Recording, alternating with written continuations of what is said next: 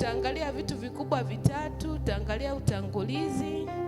Kwenye utangulizi pia tutaangalia mambo matatu: maana ya unyenyekevu. Tutaangalia pia tuwe mnyenyekevu kwa nani, au tuwe wanyenyekevu kwa nani, lakini pia tutaangalia kwamba ni kwa nini tuwe wanyenyekevu. Jambo la pili, tutaangalia faida za kuwa wanyenyekevu, na la tatu tutaangalia hasara za kukosa unyenyekevu. Amina. Mungu atusaidie. Tutaanza na utangulizi, maana ya unyenyekevu. Amina. Nilivyokuwa natafuta maana, yaani nimekuta kuna maana nyingi, mpaka nikasema sijui Mungu anataka leo na ipi unyenyekevu. Lakini pia nikaona kuna maandiko mengi sana yanayozungumzia kuhusu unyenyekevu kwenye Biblia. Amina. Maana chache ya neno unyenyekevu, wanasema asili ya neno unyenyekevu inamaanisha kwamba kuelekea chini. Amina. Kuelekea chini. Kwa tunasema kuelekea chini ina maana kujishusha. Haijalishi unakuwa kwenye mazingira gani. Asema kunyenyekea ni kujishusha mbele ya wengine. Amina. Kujishusha mbele ya wengine bila kujali hadhi, cheo au nafasi ulionayo. Amina. Kujishusha mbele ya wengine bila kujali hadhi yako ni nini, cheo chako ni nini, au nafasi katika watu ambao uko nao ni nafasi gani. Maana nyingine anasema unyenyekevu ni kuonyesha heshima kwa wengine bila kujali hali yao, udogo wao au kiwango duni ambacho wako nacho. Amina. Na kuwainua wale watu ambao wako chini na wewe, kuwaweka kuwa kwenye level moja na wewe.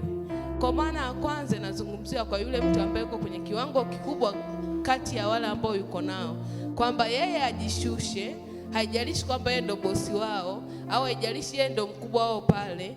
Lakini maana nyingine ni wale ambao wako chini yao, kuwainua kutoka kwenye ule hali ya kujisikia wako duni, na yani kwamba wajisi kwamba wako level moja na mwingine. Amina. Lakini pia maana nyingine ambayo nimeipenda, anasema kunyenyekea ni kuudhibiti moyo wako usitawaliwa na jeuri, kiburi, majivuno wala dharau. Amina. Kunyenyekea ni kuudhibiti moyo wangu mimi usitawaliwe na jeuri, kiburi, majivuno wala dharau kwa mtu yeyote. Amina. Najua ni jambo gumu sana sana sana. Yaani kwamba kibinadamu kabisa, nikiwa kwa fulani huwa natamani nijulikane.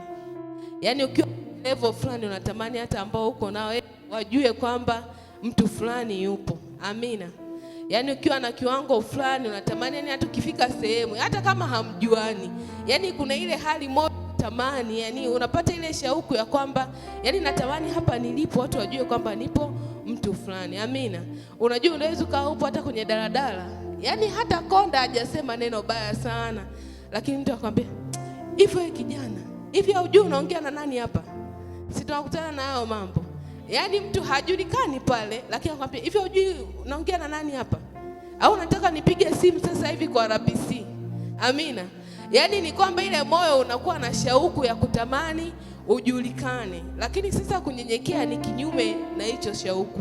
Ni ile hali ya kutamani kudhibiti moyo wako. Ile hali ya kwamba nataka kila mtu ajue kwamba hapa nilipo nafahamiana na mkuu wa mkoa. Unaudhibiti ule moyo kwamba hapa nilipo watu wote waone kwamba mimi ni binadamu kama wao.